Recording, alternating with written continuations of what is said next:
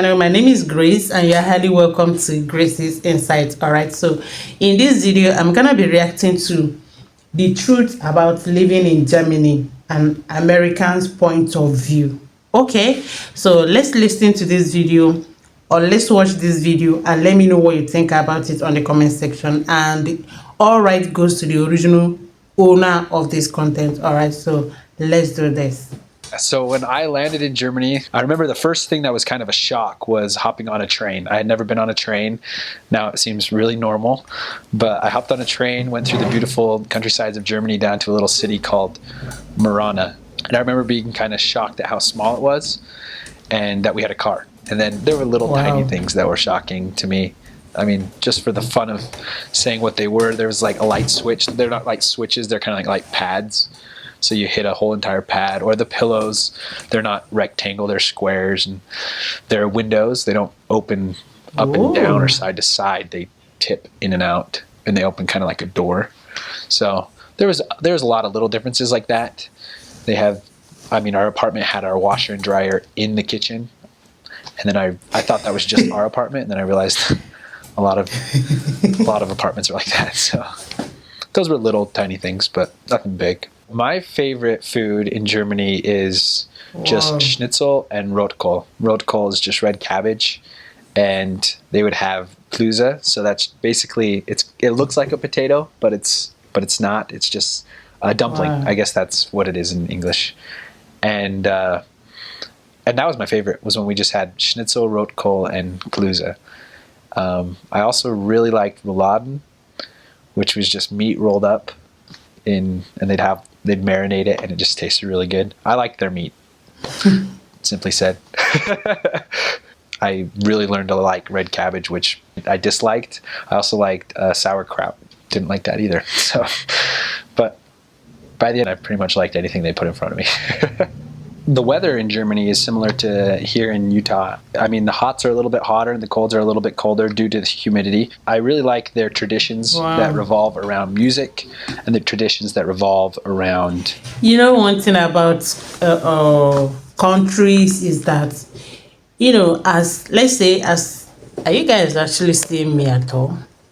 You know, let's say, for instance, I'm an African and then I go to Europe, there must be something different from where I'm coming from. Definitely. Right now, I'm living in Turkey, and there are so many things that is really, really different and off from where I'm coming from, Africa, you know. So all country, you know, do things in different ways, their culture, their lifestyle, their food.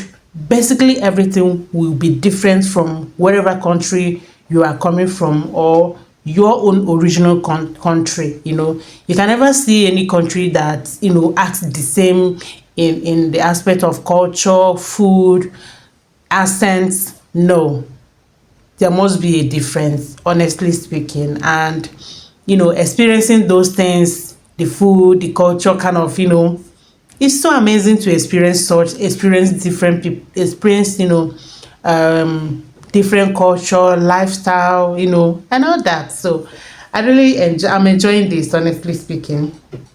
And I'm also learning more about Germany as well, right? So let's continue. Christmas. They start Christmas at the very beginning of December, and they have the Advent site, which is the time of the Advent, and they have these Advent calendars, and they have Advent wreaths, and they celebrate each Sunday prior to the Christmas morning. And that's a tradition that I would want to hold up for the rest of my life with my family.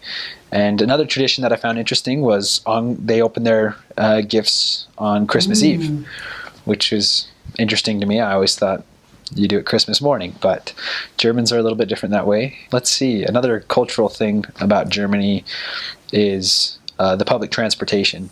So you don't see as many cars in cities, and the roads aren't very wide because they all take public transportation. It was interesting because I spent majority on the east side, which was under communist rule, where the DDR was these last not too long ago. And so we met a lot of people who were communists. I never thought that I would become friends with a bunch of communists. It just never crossed my mind as an American, but it ended up being wonderful. I had a lot of friends that had a lot of different political views that I had never really viewed before. I learned to respect other people's opinions a lot more, to not be so hasty to Yeah. judging. And I realized that the ideals of communism can be Yeah. appealing. I mean, maybe I shouldn't categorize them all as communists. A lot of them were just socialist and had more of those communistic ideals. But it was still an eye-opener to me when I Interesting. started making friends with people This with is other quite political interesting. perspectives. If you're wanting to learn German, the key to speaking any language, I think, is just speaking it constantly. And you can do it. I didn't think I was going to be able to learn a language, but I got a lot of support from my siblings who would write me letters saying, oh, you can try something more like this, try something like that. For example, my sister, she plays the piano.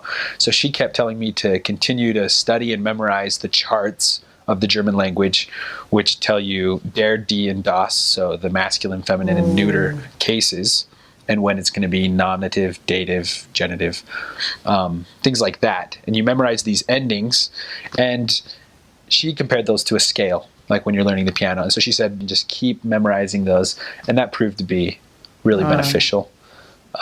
Also, in learning German, the first thing I learned is was bedeutet. So what does this word mean? So you say was bedeutet Haus, and then they'd say in English house.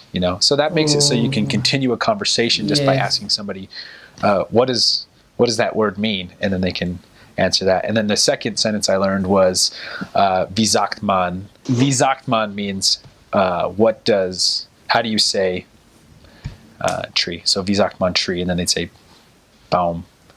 So those two sentences were the first things I learned in German. This is interesting. And then from there, if you're stranded on the street and you have to speak, you can always struggle to put a sentence together. But really, in the end, learning the language wasn't the issue. After about 4 months, it was no longer an issue. I just woke up, studied the language, and it just came pretty naturally. Wow. That was so interesting. And learning people's language, culture, it's not gonna be easy, especially the language part. Honestly speaking, it's not gonna be easy. But if you really focus, you want to learn the language, you will learn it, and also practicing helps a lot. Try to interact with people, that will really help you. Okay, this was so good. This is really amazing. At least I've learned few things about German right now. Thank you so much. If you watched up until this moment, please don't forget to subscribe to my YouTube channel, be a part of this unique, beautiful channel, because you will definitely like it.